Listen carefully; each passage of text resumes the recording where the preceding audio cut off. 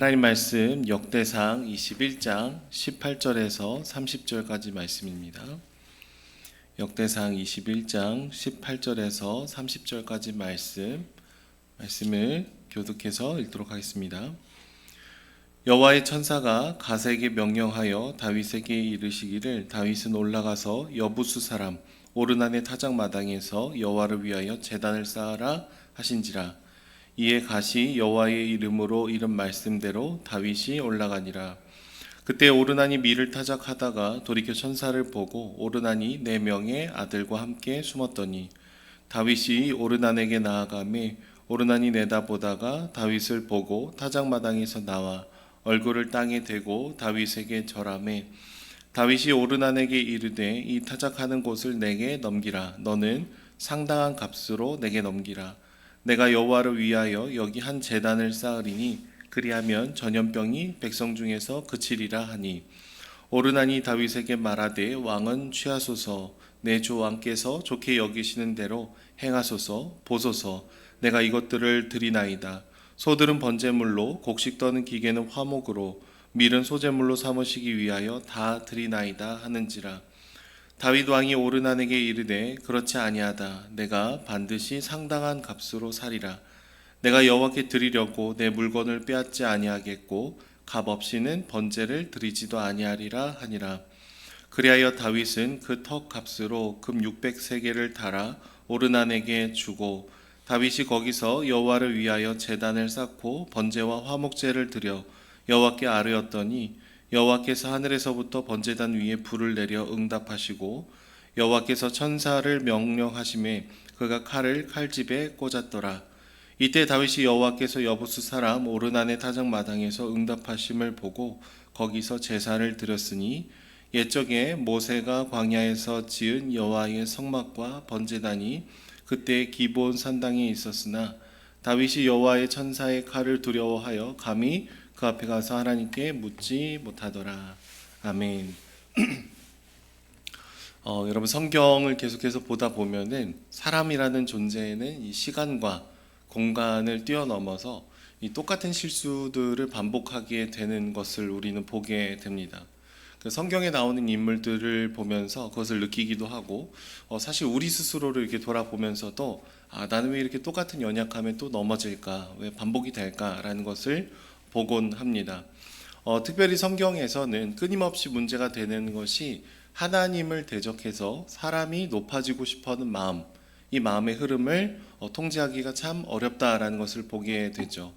아담과 하와가 그랬습니다. 하나님처럼 되고 싶었고 하나님처럼 많은 것을 알고 싶어 했죠. 두 번째 바벨탑이 높이 쌓아져서 자신의 이름을 내려고 했던 것들도 우리는 기억하고 있습니다. 그리고 하나님의 은혜로 이스라엘의 왕이 되었음에도 불구하고 인구 조사를 통해서 자신의 존재감을 드러내고 내 힘으로 이 나라를 통치하려고 했던 다윗의 모습도 비슷한 흐름의 결에 있겠습니다. 어찌 보면 이 여러 가지 사건들은 시대도 다르고 인물도 다르지만 본질적으로 우리 마음의 뿌리 깊숙한 곳에 내가 내 인생을 통제하고 싶다. 내가 내 인생 왕이 되고 싶다라는 그 마음의 뿌리가 있다라는 것을 보게 되죠. 그러니까 높아지셔야 되는 한 분, 하나님의 자리를 우리가 쉽게 탐내고 올라가고 싶어 하더라라는 것입니다. 예수님께서 저 높은 곳에서 이 낮은 곳으로 찾아오시는 내려오심의 방향성을 갖고 계시지만 사람은 늘 낮은 곳에서 저 높은 곳의 자리로 올라가고 싶어하는 마음이 큽니다. 우리의 방향성은 늘 상향성, 위를 향할 때가 많이 있는 것이죠. 어제 우리가 살펴본 말씀을 보시면 사단이 충동해서 다윗이 인구 조사를 했다라고 얘기합니다. 아마 사람을 계수해서 더 많은 세금을 거두려고 했을 가능성이 있고 또 군사들을 징집함을 통해서 하나님이 아닌 나의 힘이 어느 정도 되는지 가늠하고 싶었을 수도 있습니다. 그런데 우리가 반드시 기억을 해야 되는 것은요, 여러분 사단은 우리를 이렇게 유혹을 할 수 있는 것뿐이지 우리 마음에 억지로 들어와서 우리를 죄를 짓도록 끌고 갈 수는 없다라는 거예요. 그러니까 다윗이 인구 조사를 한 이유는 사실 사단이 막 충분히 유혹을 했겠지만 자기 자신이 그 유혹의 마음을 열어주고 내 마음을 내어주지 않으면은 그 죄를 지속적으로 짓지 않게 되는 것입니다. 우리가 죄를 지을 때도 비슷하죠. 사단이 유혹하고 우리 마음을 계속해서 왔다 갔다 만들 때 우리가 그것을 기꺼이 받아들이는 수용이 없으면은 죄가 우리 안에 들어오지 않게 되더라라는 겁니다. 결국 다윗이 스스로 인구조사라는 행위를 통해서 이스라엘 백성들이 지금 전염병이 돌고 많은 사람들이 죽고 있습니다. 굉장히 힘들고 어려운 순간에 오늘의 본문이 진행이 되는 것이죠. 이에 대해서 오늘 하나님께서 천사를 통해서 해결법을 하나 알려주고 계신데 그것이 무엇입니까? 18절 말씀입니다. 여호와의 천사가 갓에게 명령하여 다윗에게 이르시기를 다윗은 올라가서 여부수 사람 오르난의 타작마당에서 여호와를 위하여 제단을 쌓으라 하신지라 라고 얘기하죠. 그러니까 오르난의 타작마당에 올라가서 무엇을 쌓으라고 얘기하고 있습니까? 여호와의 제단을 쌓아라 라고 얘기하고 있습니다. 결국 하나님을 높이고 하나님을 예배할 것에 대해서 제사를 드릴 것에 대해서 얘기를 하고 있는 것이죠. 이것은 지금 전염병이 돌고 있는 결과를 가져온 다윗의 행동의 본질, 그 마음의 뿌리에 있는 죄에 대한 처방이었습니다. 병원에 가면 감기에 걸리면 감기약을 줍니다. 뭐 비염에 걸려 있으면 비염에 대한 약을 주죠. 그러니까 원인에 걸맞는 해답을 주는데 지금 다윗이 저지른 죄에 대해서 주님께서 해답을 주시는 게 뭐라는 거죠? 제단을 쌓아라, 예배를 해라, 하나님을 높여라, 하나님을 왕으로 인정해라. 이것을 기억하라는 것이죠. 높임을 받으셔야 되는 한 분, 그분만을 높이고 예배하는 것이 지금 이 전염병을 멈출 수 있는 가장 큰 동기라는 것을 알려주고 있는 것입니다. 다윗에게 다시 한번 정확하게 얘기하시는 거예요. 그냥 뭐 하나 잘못해서 이런 전염병이 일어난 게 아니라 왕 위에 왕이 있음을 네가 알아야 된다라는 것이죠. 지금 하나님께서는 다윗이 하나님을 높여드리는 것에서 실패하고 있었다라는 것을 얘기하면서 제단을 쌓을 것을 명령하고 있습니다. 다행스럽게 다윗은 뒤늦게나마 하나님의 말씀에 순종하려고 합니다. 눈에 보이는 천사를 보고 이 숨어있는 오르난에게 찾아가서 얘기합니다. 22절 말씀이에요. 다윗이 오르난에게 이르되 이 타작하는 곳을 내게 넘기라. 너는 상당한 값으로 내게 넘기라. 내가 여호와를 위하여 한 제단을 쌓으리니 그리하면 전염병이 백성 중에서 그치리라 하니. 여러분, 이 구절을 원어로 조금 더 의미를 살펴서 얘기하면 이런 표현이에요. 나에게 달라. 내가 여호와의 제단을 지을 것이다. 나에게 달라.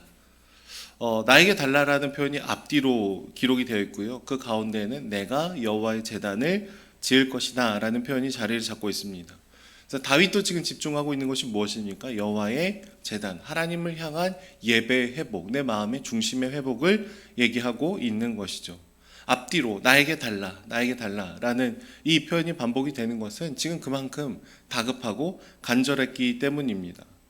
자신의 타작마당에 온 천사를 두 눈으로 봤기 때문에 오르나는 그냥 이제 뭐 공짜로 이 땅을 그냥 주려고 합니다. 뭔가 신적인 체험을 하고 특별한 경험을 했으니까 그냥 왕에게 모든 것을 그냥 가져가셔서 번제로도 쓰시고 다 하십시오. 거저스라는 말을 하고 있습니다. 근데 여기서 그냥 가져가라라는 이 말은요. 일단 급한 대로 내어주지만 소유권은 절대로 넘기지 않고 일시적으로 빌려주는 것에 대한 의미일 가능성이 높습니다. 이것에 대해서 다윗은 어떤 반응을 얘기할까요? 아니다. 내가 반드시 상당한 값으로 사겠다. 여러분, 여기서 상당한 값이라는 이 표현은요, 마땅한 가치를 다 내가 지불한다라는 뜻입니다. 이것은 다윗이 그만큼 온전한 길로 되돌아가고 있음을 상징합니다. 대가를 있는 그대로 다 지불하고서라도 내가 이 땅을 온전히 하나님께 드리는 제단으로 삼겠다. 이 최선의 마음을 주님께 드리고 싶습니다라는 것이죠. 여러분, 만약에 어떤 분이 이렇게 선물을 줬는데 그 포장지를 뜯어봤더니 알고 보니까 선물을 준 사람이 다른 사람한테 그냥 받은 거를 포장지만 바꿔갖고 나에게 준 거다라는 것을 발견하면은 우리 마음이 좀 어떨까요? 좀 이렇게 괘씸하기도 하죠. 막 뭐 신영태에게 줬는데 알고 봤더니 막 김영태한테 줬던 그 선물이에요. 근데 그 스티커도 안 뗐어. 성의가 없어. 재포장을 해서 저한테 줬어요. 그 선물이 뭐 아무리 좋다고 한들 이게 나를 위한 선물은 아니었구나. 가격이 막 비싸다고 한들 누군가한테 받은 거를 그냥 이제 창고에서 꺼내갖고 대충 이렇게 준 거구나라고 하면은 마음이 이게 선물이어서 좋고 감사하면서도 뭔가 이 씁쓸한 마음이 있죠. 근데 지금 다윗은 내가 그렇게 주님께 드리고 싶지 않다라는 거예요. 네가 준 거 그대로 그냥 그렇게 드리고 싶은 게 아니라 내 마음을 담아서 내 정성을 다해서 값을 다 지불해서 내가 주님께 온전히 예배 드리고 싶다. 왜요? 내가 이 부분에 실패했던 사람이라는 것을 알기 때문에. 내가 하나님을 경외했던 사람인데 이것을 놓치고 하나님을 중심으로 모시지 않았다라는 것이 너무 슬픈데 이제는 내가 드릴 수 있는 최선의 것을 드리고 싶다라는 그런 고백을 지금 하고 있는 것이죠. 지금 다윗은 가장 소중하게 주님께 드리고 싶습니다라는 얘기를 하고 있습니다. 그래서 제값을 주고 여호와를 위한 제단을 쌓게 됩니다. 번제와 화목제를 드리게 됩니다. 그리고 그 결과로 하늘로부터 번제단 위에 불을 내리시고 응답하시죠.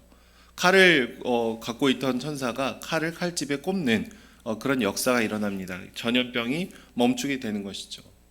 다윗은 물론 이렇게 얘기했습니다. 내가 이 제단을 지으면 이 전염병이 멈출 거다. 근데 그 사이에 하나가 더 있어요.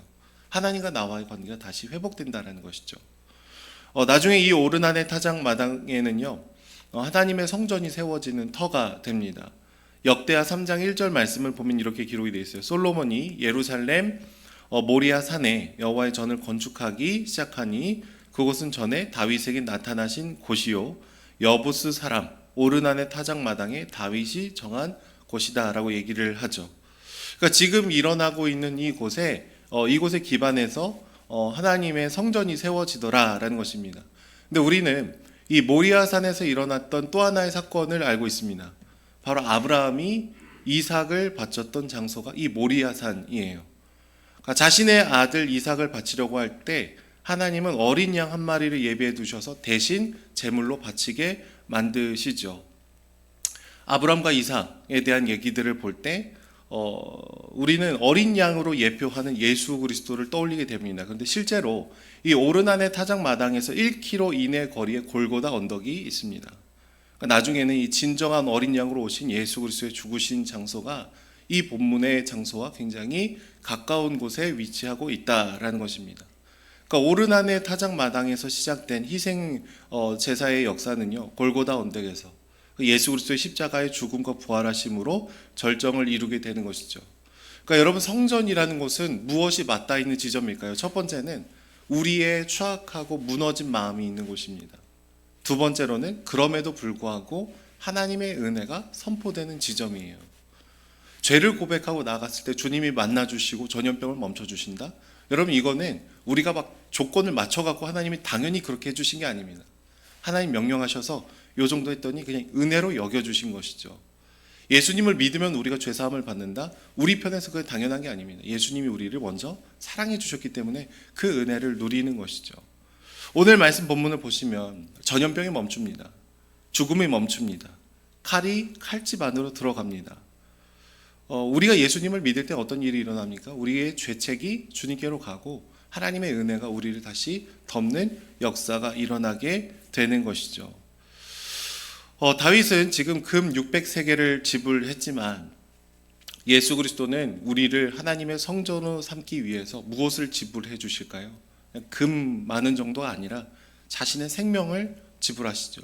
자신의 모든 것을 내어 던지십니다. 모든 호흡과 모든 피와 체내에 흐르는 모든 책을 쏟으시면서 우리를 당신의 성전으로 빚어 가시더라라는 것입니다. 여러분, 오늘을 살아가는 우리는 솔로몬의 성전이 아니라 우리 한 사람 한 사람이 그리스도께서 거하시는 성전이라고 얘기를 하시죠. 여전히 다윗에게 찾아와서 다윗의 마음을 계속해서 유혹하고 인구조사를 해라, 너의 힘으로 살아라, 그런 얘기를 했던 사단이 오늘도 우리에게 찾아올 때가 있습니다. 하나님의 성전인 우리는 때로는 우리 마음을 활짝 열어서 죄를 따르고 우상을 숭배하고 다윗과 같은 선택을 하는 순간들도 있겠습니다. 또 때로는 이것을 거절하고 말씀에 순종하고 주님을 예배하고 이런 과정들을 통해서 죄가 우리 안에 종노릇하지 못하도록 끊임없이 우리를 주님께 드리는 삶의 예배로 나아가는 분들도 있을 거예요. 중요한 것은 두 가지의 옵션이 우리에게 다 있다라는 겁니다. 예수님을 믿고 나면은 죄가 안 지어지는 게 아닙니다. 예수님을 믿기 전에는 죄를 지을 수밖에 없는 인생이었다라면은 예수님을 믿고 난 이후는 그럼 뭐가 달라질까요? 한 가지 길이 더 나는 거예요. 죄를 여전히 지을 수도 있지만 예수 그리스도의 그 복음을 아는 사람은 죄를 짓지 않을 수 있는 생명의 길이 생겨나게 되는 것이죠. 우리는 이 선택 앞에서 무엇을 따를지가 너무나 중요한 거예요. 근데 한 가지 기억을 해야 되죠.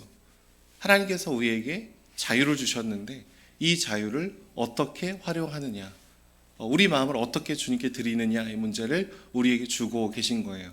주 안에 사랑하는 여러분, 우리가 다시 한번 그리스도께서 거하시는 성령의 전인줄로 믿으시기를 소망합니다. 우리에게 주어져 있는 여러 선택지들 속에서 그냥 아주 자연스럽게 죄가 피해져 가는 것이 아니라 내가 주님과 어떤 관계를 맺고 내가 어떤 결정을 내리는지가 우리에게 많이 달려있는 부분이 있다라는 겁니다. 그리스도인임에도 불구하고 예수 그리스도의 십자가를 의지하면서 죄를 지으시는 분들도 있습니다. 반대로 그 은혜를 기억하며 거룩하고 정결한 삶으로 최대한 살아가려는 진실한 마음을 가지는 사람도 있는 것이죠. 오늘 다윗은 얘기합니다. 나 공짜로 드리고 싶지 않다. 내 온 마음을 다해서 이것을 제값을 주고 주님께 드리고 싶다. 여러분, 우리의 삶도 그럴 수 있었으면 좋겠어요. 주님, 내가 제값을 드리고 주님께 드리고 싶습니다. 내 삶을 다해서 주님을 따르고 싶습니다. 주님을 예배하는 삶을 살게 해달라고 그렇게 고백하며 걸어가고 우리의 삶을 기꺼이 주님께 드리는 저와 여러분들이 되기를 소망합니다. 기도하겠습니다. 사랑해 주님 감사합니다. 작고 연약한 우리들을 하나님의 성전으로 불러주시고 우리를 사랑한다 말씀하여 주시니 주님 감사합니다. 우리가 드릴 수 있는 것들 중에 가장 귀한 것을 주께 드리기 원합니다. 당신의 모든 것을 쏟으시며 우리의 연약함을 덮으시며 내 사랑하는 아들이요 딸이라고 칭하여 주신 이 복음에 합당한 삶을 살기를 원합니다. 주님, 우리에게 말씀하여 주시고 날마다 우리가 성전임을 기억하며 주님과 동행하는 그 길을 걸어갈 수 있도록 축복하여 주시옵소서. 감사드리며 예수님의 이름으로 기도드립니다. 아멘.